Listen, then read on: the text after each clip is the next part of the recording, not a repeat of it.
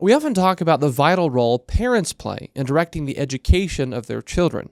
But is this principle of parental engagement top of mind for policymakers in Washington, D.C.? 2025 is going to be such a remarkable conversation we'll all have, and we find ourselves as policies start to work, us coming together even more and more about what we do have in common. On this episode, we sit down with Representative Burgess Owens of Utah's 4th Congressional District to get his insights on education policy in Utah and beyond. You're listening to Defending Ideas. Defending Ideas is a weekly podcast produced by Sutherland Institute. On this show, we are committed to renewing the principles of common sense conservatism, making you a better champion of sound ideas. This episode of Defending Ideas is brought to you by Zions Bank, sponsor of the 2024 Sutherland Institute Congressional Series. Welcome back to another episode of Defending Ideas. I'm your host, Nick Dunn, and this week we're talking about education again. It's back to school season. Parents and policymakers are thinking a lot about kids and how they can learn in school to progress in life and achieve real upward mobility as they become adults. And I'm very excited to have this conversation with one of the members of our congressional delegation from Utah. It's Representative Burgess Owens, who represents the 4th Congressional District for Utah in the U.S. House of Representatives. Congressman, thanks so much for being with us. Looking forward to this conversation. It's one of my real passions, so thanks so much for the opportunity. I really do appreciate it. And we appreciate your time and the great working relationship Sutherland has with our entire congressional delegation, and just appreciate your time sharing some of your insights and what you're working on in D.C. And that's actually the first thing I wanted to ask you is what's going on in Washington, D.C. in the realm of education? What are some good things that are happening? What are maybe some fights that are happening? What do us folks here in Utah, what do voters and our listeners need to know about what's happening in D.C. right now? Okay, first of all, I'm excited about the fact that our conference, from the very beginning, has decided as a majority that education is one of the top priorities. It's China, the budget, and education. And for a conference, this has been a new one for us. This is not some place we've actually landed in the past, but it's something that we're now realizing is probably one of the most important national security issues that we have in our country today. We can do everything else right, but if our kids are not taught to how to think, critical thinking skills, how to articulate themselves, how to be respectful of those who might not agree, if we lose that ability and we do not have an appreciation for our past, do not understand simple things like capitalism, the free market, the value of the family, if you don't understand those things, then we will rot from within. So I'm excited about the fact that we're now having this conversation. I would like to just begin, if you wouldn't mind, for those who have not heard my history. I was truly blessed to have been raised at a time when education was really respected. Teachers were respected because they really wanted to be part of the solution of making sure that their generation, the next generation, was very well representing their community. I grew up in the Deep South in the 60s, days of KKK, Jim Crow, and segregation. My first exposure to white Americans wasn't until I was 16 years old. But what I experienced up to that point was a community that was very proud of who they were. My dad was a World War II vet, and they all came back extremely excited about the fact that they fought for the country, proud of the country, being called American. We felt at that time the way to get the respect of any other race, any other culture and community was through meritocracy. You simply worked harder, you studied harder, you ran harder than anybody else, and from that comes respect. One of the things that we believed in, my dad was a college educator. He got his PhD up in Ohio State, where I was born in the early 50s. And for 40 years was a college educator, along with my uncle. They were also business owners. So I had a chance to see what it was to have a community that was all in to education. The things we did were being able to put that combination together of education and business ownership. That's where that middle class comes from. And that middle class is really the salvation of our nation, our culture. Can't speak enough about that. I think what's unique about Utah, we do it better than anybody else. We have these risk takers. We have folks who, because of the way we kind of excited about our kids going out to serve, when they have to deal with all the nuances of anxiety and fear and all the things that they learned that really makes for risk takers and service-oriented people. They come back and we have this culture that's very, very unique. So I'll say that what drives Utah, what makes Utah the state it is because we have so many small business owners who take the risk. We create this culture that's very accepting. that's very empathetic, that has this faith-based concept that I can't do it on my own and I'm going to stumble, but I'll be able to get back up again, that understands family. And those concepts is what makes our country what it is, and we have to fight for it. I hope the Utahns don't take for granted. I mean, we always know we don't get it right, all right. So we're talking all the time about how we can improve. But just know someone who's been in Utah for the last 10 years, all my kids are here, 6 kids, 17 grandkids. We do it better than any other state that I've ever seen, that I've been part of. So we have to hold on to it, not take for granted. And part of that is focusing on making sure our kids have the educational wherewithal, the critical thinking skills, that whatever they deal with, not only do they dream big, when they fall flat in the face, they know they can get back up and go for it again. So that's the kind of the foundation of why this is so important. Oh, one last thing. In my background, I've, of course, played NFL for 10 years, Super Bowl championship with the Oakland Raiders. Had a chance to go into corporate sales, now in Congress. None of that comes close to the legacy that I think that I have the opportunity with my President Congress, with President Trump, and with a majority in the Senate to change for the generations the trajectory of our educational system, our kids. This is a moment that we've been waiting for, where Americans are really talking about education at every place I stop, dinner, lunch, fundraise, whatever it might be. Education and getting that back is at the top of people's minds. So I'm glad to say that. I'm hoping that we can truly make a difference the next 2 to 4 years, that we have not up to this point, and get our kids where every child, no matter what zip code they live in, believes they can achieve the American dream. Okay, so what's happening in D.C. now? These conversations are happening continually. We want to bring back the concept of meritocracy. It's amazing that we're at this position where people even wonder or doubt if that is a real thing. I think the only thing to say about that, if we're training our kids to believe they should judge each other from outside in, not inside out, judge each other based on their color, whether they're victims or oppressors, judge each other based on things that have nothing to do with success, but putting that out front, and that's how we go in the wrong direction. So all of a sudden we're talking about things that make no sense. The DEI concept of I'm a victim because I'm black. Well, because I had slavery in my history. That takes into no account how hard I've worked and how hard people have worked across the board, no matter what the color might be, to gain the respect of others by working harder, by studying harder, by overcoming a lot more. And at the end of the day, it's the character we build through that process that makes us the great country that we are. So we're getting back to not only highlighting meritocracy, but expecting it, holding institutions accountable if they don't use it. If we go back to the 60s, which I refuse to let that happen, I'm not going to stand by and watch people being judged based on the color of their skin, based on religion, based on any of the decisions they want to make in terms of how their life goes, as opposed to judging based on the productivity, the amount of what they're bringing to the plate that helps us move forward. So we're gonna make sure that with everything we're doing, K through 12 and higher ed, that we're holding.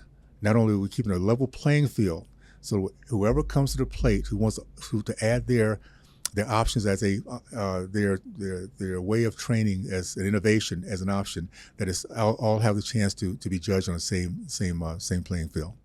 Can I pinpoint something you mentioned?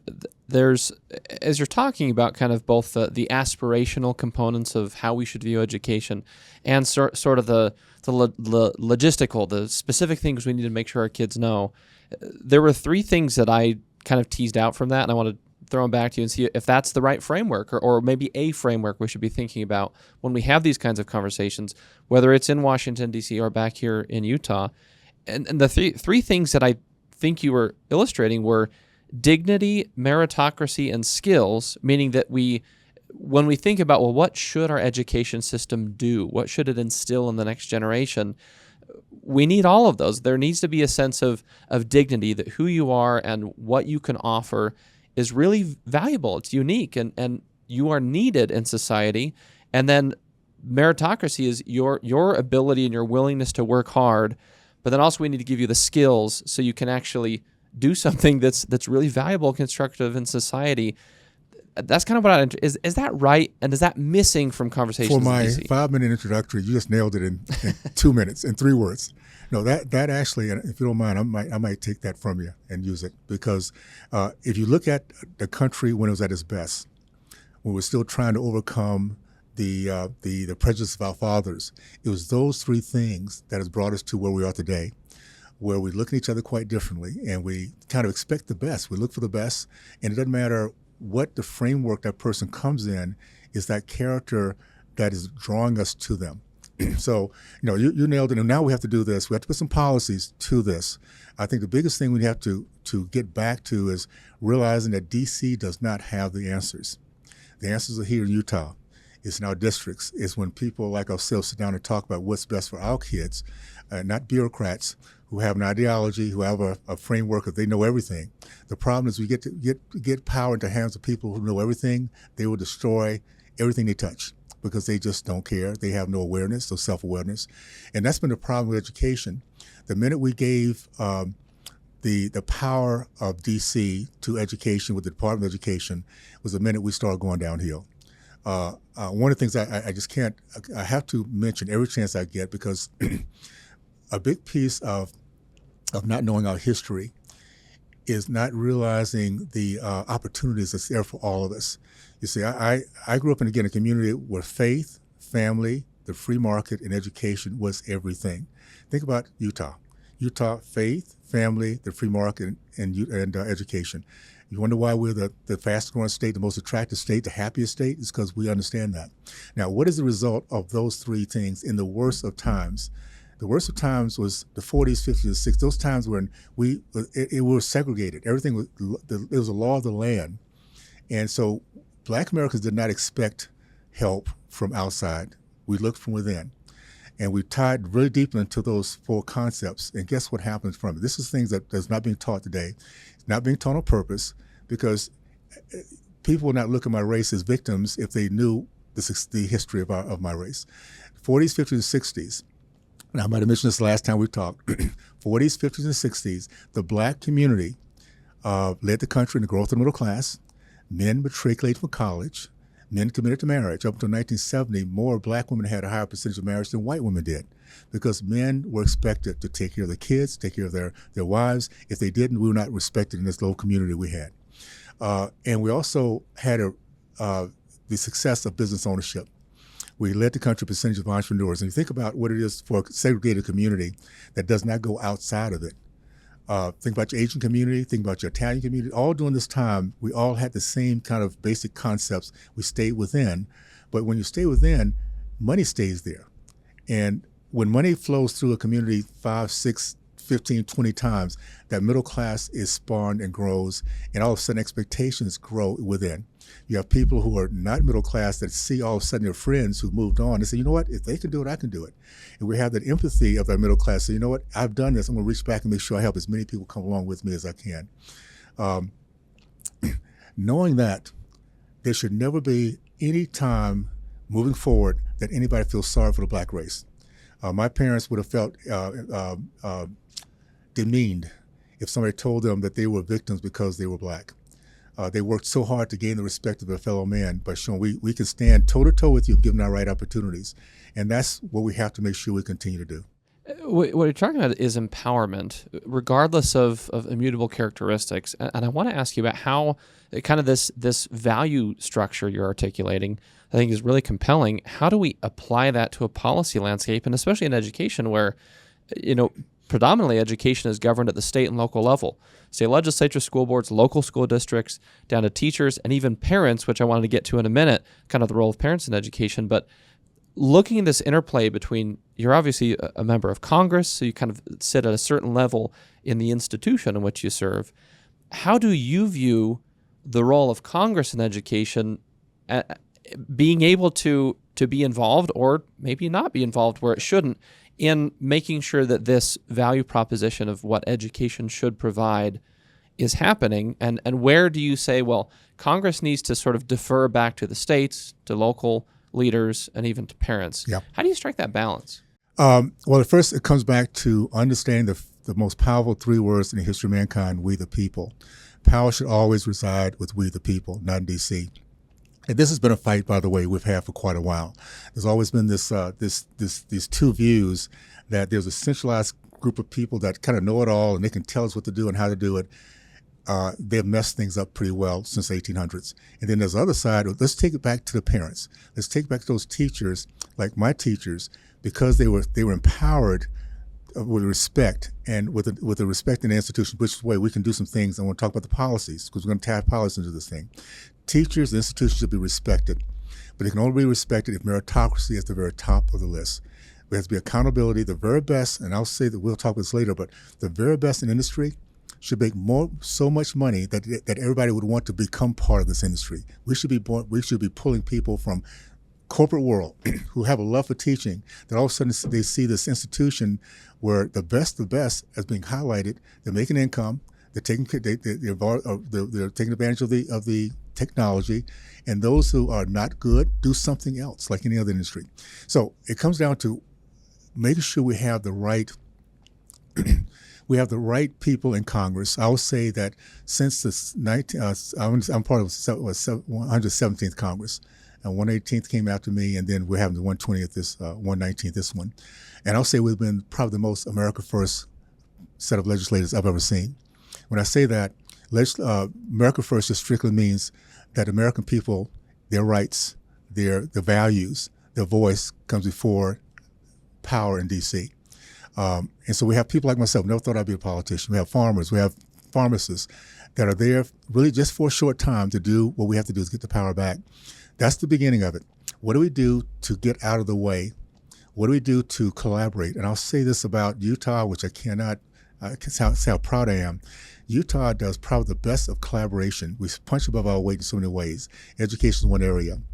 I've seen the way that the state legislators, the local mayors, work with federal in terms of what we can do to make sure that we're raising the bar in education. Part of it is us federal getting out of the way, but maybe giving voice.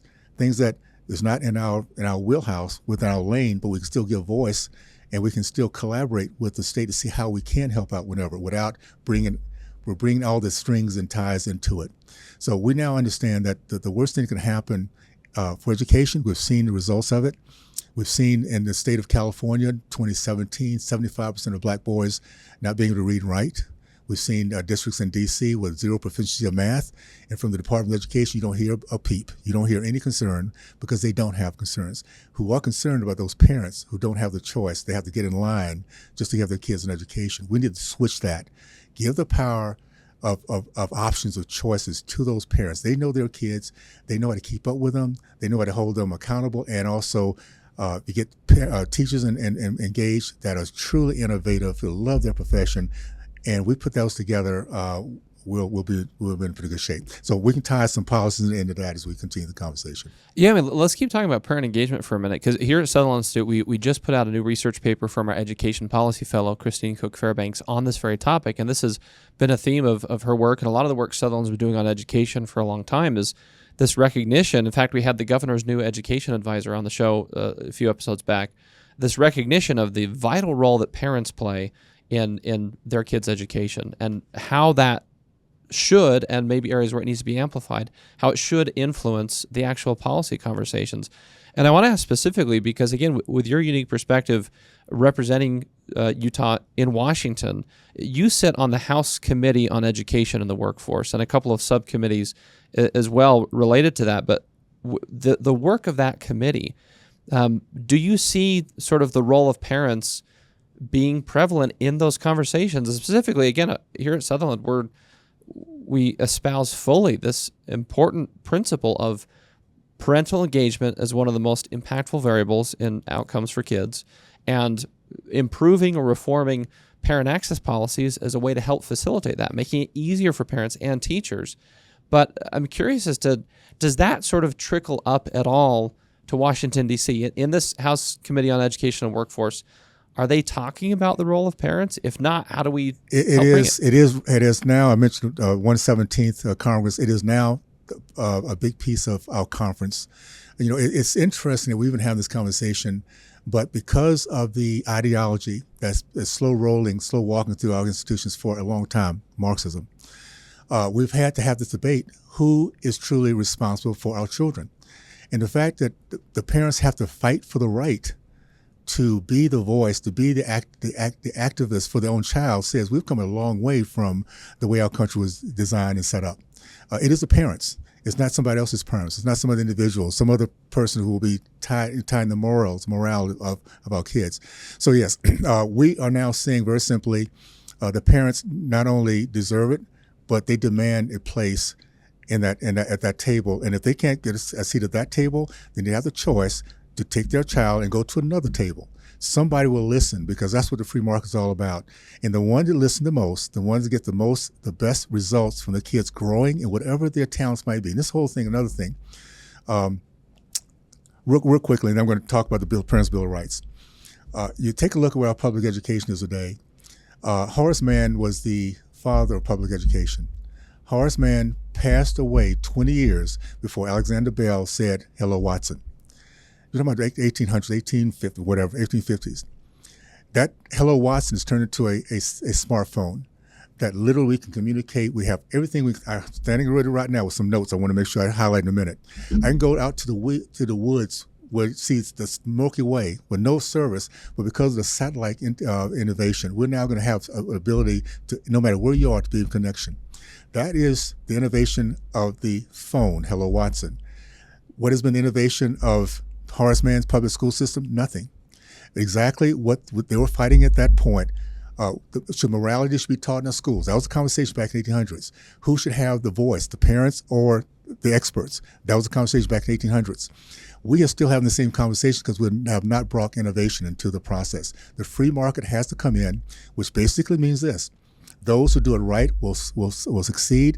Those who do it wrong, I don't care what the topic is, what the category is, if it's failing our kids, they need to do something else, because that is the way the free market should work out. So we have something that we're bringing to the plate, something real simple. It's called Parents' Bill of Rights. We passed it up in my second term. We passed this. Unfortunately, the other side was 100% against it. And it's unfortunate when with something this basic, we cannot say there should be a bipartisan process. I want you to hear these five and think about who should be against this. Parents should have the right to know what's being taught. This is their children. They have morality. They want to make sure that it's being brought to the table. And if there's something going against what they're teaching at home, they should know it. Parents should have the right to be heard. It is not the experts that know our kids. It's the parent who knows that child, their talents, their concerns, their anxieties. And that parent should be able to guide and direct that child to get the very best out of that experience of education. Parents should have the right to see the school budget and spending. If our taxpayers' dollars are being wasted, our dollars, and it's not being sent to the right place for our kids, we should know about it. If we don't like it, if we can't change it, we should be able to go to someplace else that really respects our way of looking at it. Parents should have the right to protect our child's privacy, which basically means this: you cannot sell our kids' privacy to other companies because they want to make a profit. That is not the right for schools. If a parent wants that to happen, that's a whole different problem. It is the parent's child, not the school, not the bureaucrat's child. Parents should have the right to be updated on any violent activity at school. That seems kind of simple, but you see what's happening now with the top-down pressure. Schools are not allowed to give certain reports out, because if the reports come out, it's not going to show well for the school. If people start leaving the school, it's not going to show well for their bottom line. The schools these institutions take care of themselves, not the kids. And that's the biggest thing we have to get back to. What is the priority? Is it the child or is it the institution? Is it the child or is it adults who want to have a good living and a non-risk living? It's going to be the children if we really want to make our country a good one, a smart one again. Let's see if there's anything I think that's it. School, yeah, those are the ones that I wanted to highlight. And I think that the policies we have coming along can bring back respect for this process. Let me just give you one example of one that kind of highlights this. Choice has been a big topic for quite a while. I think we should change that conversation from choice to lost learning. we should change it to where the child's lost learning, which is now prevalent across the board, no matter what zip code we're in, every child has been impacted by this. The ones that are most vulnerable are the ones that hurt the most. If we do that, we have a bill we put together called the Educational Choice for Children Act, and I'm looking at changing that maybe to deal with lost learning. It says this: without coming out of the district, out of the state at all, to put together a scholarship granting organization. The only oversight this organization has is IRS. The Department of Education, nothing else has any say or any overview on this. It cannot touch it. But what it is individuals and corporations who can have 100% tax credits by donating, investing into this scholarship granting organization. From that, no matter what state it is in, parents can pull dollars from that SGO and give their kids homeschooling, private schooling, parochial schooling, whatever it is that they think their child is best to do. And the state cannot stop them because it's a federal program. And I think the topics like that gives us choice. It's not impacting, it's not taking it all from public schools, district dollars. I'll say this: if the public school is not willing to compete and give kids the best way of succeeding, people will leave that public school and go to whatever that option is. That's where the free market comes in, and it rises all ships. Every school system gets better when they're competing for that dollar for that child. So we're looking at that as one of them. I think with a majority in a bigger majority in the House, Senate, and President Trump, these are the kind of things we can pull aside at the very beginning of 2025. Congressman, I want to ask you about what maybe some obstacles to these kinds of things passing. And as you're talking and kind of laying out some of these ideas, it's reminding me of an episode we had a while ago with Rick Hess, who's a scholar at the American Enterprise Institute. We had him on talking about his new book, Getting Education Right. And he very much portrayed the book and kind of the policy recommendations as trying to create kind of just a common sense education agenda. And, saying, look, it doesn't matter where you're on the spectrum. I hope that this is resonant with everybody. And the way I hear you talk, it sounds like you're kind of trying to articulate the same thing, is that these should be common sense consensus ideas. And especially a lot of the things that rise to the top in terms of elevating parents, parental engagement, choice in education, all these kinds of things that to me would sound like fairly common sense, good grounded ideas. I wonder if sometimes otherwise good common sense education ideas don't move forward because we're just in a hyper political polarized environment. Is that an obstacle? And if so, how do we advance these ideas that can turn down polarization? Very, very good question. What we understand is common sense is taught when critical skills are taught. You see, and I grew up in this age. My dad and I didn't agree on everything, but he was most proud of me when I could come to the plate with respectful thought. That even though I didn't agree, he realized I was going through the process of trying to figure it out. The more educated we are, the more confident we are in our beliefs, the more we're able to talk to somebody who might not agree and still be respectful. Our thought is, if we're confident what my process of thinking is, if I give it time, if I'm respectful enough, if I just continue to befriend and be good friends, they will come my way. That's the way our country's always been set up to do, is to have these that's why free speech is so important. The minute we cannot think, the minute we come to the end of our process of, I could never get this guy to go my way, I'm going to become a bully. I'm going to pick up a stick and hit him with it. This is what's going on right now in our country, is we have people who do not agree, cannot listen, really feel like this is the end. If they can't get my way, then we're going to blow up. So it comes down to, there's a short term and long term. The short term is giving our parents a choice, allowing schools to innovate and compete. Those who win continue to move forward and do great. Those who fail, they'll go out of business. That's the first step. The second step is recognize we've been under attack for decades. The slow march of Marxism started happening back in the 30s. It's a slow process, but what it does, it gives you to first of all hate faith, family, the free market, and education. So the whole things that has defined our culture, we're teaching our kids to hate those tenets. And it's been going on for quite a while. So if you wonder why all of a sudden in sports, in the military, in corporations, and even in religious circles, this ideology has been infesting everything. It's because it's been going on for so long. We teach our kids to come out, they grow up and they start taking positions and they take their ideas and they push it down. So we have to realize that's the longer process of changing things. We will, in the long term, win that back by winning back our educational priorities, by making sure, again, that the product is a good product. We have something else called the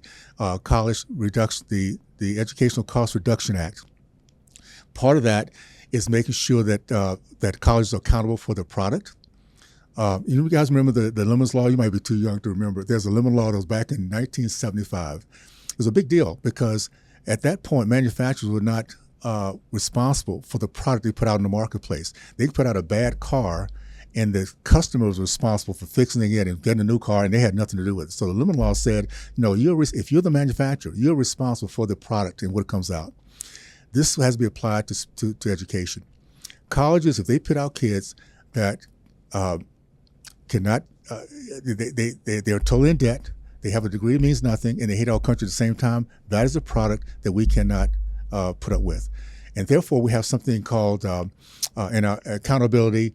If somebody's paying $90,000, let's say $100,000 to get a degree, they get out in the workplace and realize, this degree is only worth $20,000 at the best. Well, based on that college will have to pay that $80,000 loan, that difference of $80,000, because this is the product they gave us, and they have to have some skin in the game. I can guarantee you put skin in the game, accountability of what the product is all about, you're going to find colleges coming up with some of the greatest, most inventive ways to make sure they can hold on to their deal. So those are two things that we're looking at. The College Reduction Act is going to bring accountability, a level playing field, by the way, not only higher ed, but tech, career colleges. You'll find in career and technical, they've been so tuned in to the entrepreneurial risk-taking spirit, and they've been held to such high standards that they already get it. We need to bring the other institutions along with them, not lower the bar, but bring everybody up to what other entrepreneurs are doing. And if we do that, our kids will be in a really good shape. Congressman, we'll have to have you on again to talk more about the post-secondary workforce development in higher ed, because there's some great stuff to dive into there. But since we're about at time, the last question I want to ask you is kind of, I guess, finishing on this concept of, you've alluded to it a couple times, of being able to debate and disagree respectfully. And I wonder is there any hope or optimism or any silver lining you can give our listeners from Washington, D.C.? Have you experienced it? Have you seen folks on different sides of the aisle who at times can disagree vehemently? I mean, as you're articulating some concerns about the education trajectory in the country, you're not bashful about saying, well, here's where I think there's a problem and here's where I think we can fix it. So for our listeners, I think we all want to be able to make arguments about things that we believe in, but in a way that turns down polarization, that invites people into the conversation. Have you seen any of that happen in Washington, D.C.? Is there any hope for us there? Not so much in Washington, D.C. I see it out in the country. Again, I talked about the most powerful three words in history of mankind: we the people. It is amazing what we the people do once we find that common bond. In the past, we've had it all over the place. We've had it with our flag. We've had it in being an American. We've had it in sports. You show up at a sports arena or a military, you can care less about what other people think, what their political strain is. As long as they're on that same team, they're winning. What I found over the last few years, even sports and military now has begin polarizing. What happens, though, is when we come together with something in common. Right now, the misery we have as a country is palatable. Whether it be open borders, whether it be inflation, whether it be crime, whether what we're looking over our kids' shoulders and see what they've been taught in school, realize it has nothing to do with our values. Those are things, no matter what side of the aisle we're on, we love our kids, we love our family, we love our country. We're going to start talking about those things. I think one of the best things that's happened recently, and I just heard a conversation with Bobby Kennedy and Tucker Carlson, and he talked about why he and the President Trump can talk about certain things and still disagree on some other things. They care about our children. He cares about the health of our children, the mental and physical health, and that's a passion for him. He's made the point that he's 70. Next 10 years, this is it for him. This is his window to make things happen. So it's very important for him. It's also very important to President Trump. They might not agree on everything else, but you watch what happens when they start talking about this one area. That is what we have to realize as Americans. Let's find the place that is a passionate common bond for us. How about starting off with our faith, whatever that faith might be, our families, whatever that composition might look like, education, so we can know that we can have these conversations, and the ability, if you have a dream to want to go out and have a business, that DC doesn't come and destroy it because of rules, because they don't want businesses' ownership to move forward. If we can fight for those 4 tenets, we can disagree on maybe how it all looks, but we have an understanding that we need to at least send people to Congress who believe those things we believe in, and then that will change DC. I have never been more excited about our future because of what's happening out in the real world. When I talk with people, again, both sides of the aisle, independents, we want change, we want better options for our kids, and we send the right people to D.C., which I think is going to happen in 2025. 2025 is going to be such a remarkable conversation we'll all have, and we find ourselves, as policies start to work, us coming together even more and more about what we do have in common. Well, I think that's a great place to end. It's always helpful to finish on a hopeful tone that things can be productive. We can make a difference. So just appreciate your time sharing all this with us and bringing some of your insights. And of course, in the role of a representative, to bring a little bit of Utah back to Washington. So thank you. I'll say this. We're about to finish recess. This is going to be a very important next few months for us. And then, of course, getting into 2025, whenever I can come to have these conversations. And I love the fact that your questions are all over the place. I love that because it allows me to talk about different aspects of what we're doing that our people out there need to hear and know that I think we're in the right place. We're going to be in a good place to keep this process going. Well, that'll do it. Congressman Burgess Owens, Utah's 4th District, thanks so much for being with us. Thank you, Nick. Appreciate it, buddy. We're going to take a quick break. Stick around. More Defending Ideas right after this. Sometimes it's hard to keep up with the latest policy debate that affects your life. The solution? Subscribe to Sutherland Institute's weekly newsletter, where you'll find in-depth insights from seasoned policy experts, compelling multimedia, and advance notice of special events. Visit sutherlandinstitute.org. Welcome back to Defending Ideas, and thanks for spending some time with us talking with Congressman Burgess Owens about education policy and how some of the ideas we talk about here in Utah can trickle up to discussions in Washington, especially some of the committees where a lot of these things get debated to figure out how to advance policy in the right direction. We're appreciative that a lot of the ideas that we work on here at Sutherland, we have an opportunity to help present those to our policymakers in Washington so that they can incorporate the principles that have worked so well here in Utah into those discussions and debates back in Washington. And from our conversation with the congressman, there are a few key takeaways that I captured in my notes that I think are worth remembering for each of us. Obviously, in addition to the principle of sort of reinforcing the importance of parental engagement and policies that make parent access easier in our education system. That is kind of a framing approach for how we think about education is really valuable. But the 3 things that stood out from what Congressman Owens said, that stood out to me, were the 3 concepts of dignity, meritocracy, and skills. And dignity, this idea that education should respect the dignity of each student and the tremendous potential they have, and try and invest in their potential to succeed and to achieve. And that leads to the second principle of meritocracy, that merit is valuable. It's important. It's part of our culture, our society, and we shouldn't let that go away. And essentially, if we can reinforce the principle of hard work and dedication and achievement in education, in whatever format in which our kids are learning, that's going to serve them really well as they become adults. And the third principle of just core skills, making sure that our education system is teaching kids specific things that they can learn and can use later in life that will be beneficial to them, whether it's further education, in their career, vocational pursuits, and just life as an adult in general. So those 3 principles, dignity, meritocracy, and skills, I thought were a really interesting takeaway. As far as the broad aspirational purpose of education that maybe we don't talk about often enough, we get focused on things like hitting certain math or reading benchmarks, which are very important, but also it's helpful once in a while to sort of take a step back and look at the 30,000-foot level and ask ourselves, what are we really trying to accomplish in broad strokes with our education system to help the next generation be prepared for a successful life as adults. I think that covers it for this episode. Again, appreciate your time being with us and hearing from Congressman Owens about these topics. I encourage you to go to sutherlandinstitute.org and look at our education issues page. If you liked this conversation, I want to get more analysis about education policy here in Utah and at the national level. And also, I want to thank our sponsor, once again, Zions Bank, the sponsor of the 2024 Sutherland Institute Congressional Series. I appreciate their support and partnership. Again, that'll do it for this episode. I encourage you to go subscribe to Defending Ideas at wherever you like to get your shows, Spotify, Apple, YouTube.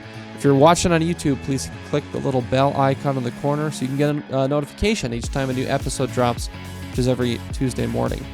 And if you want to get more of Defending Ideas, make sure you visit defendingideas.org. You can find previous episodes, audio, video, everything you need to stay up to speed on these policy conversations.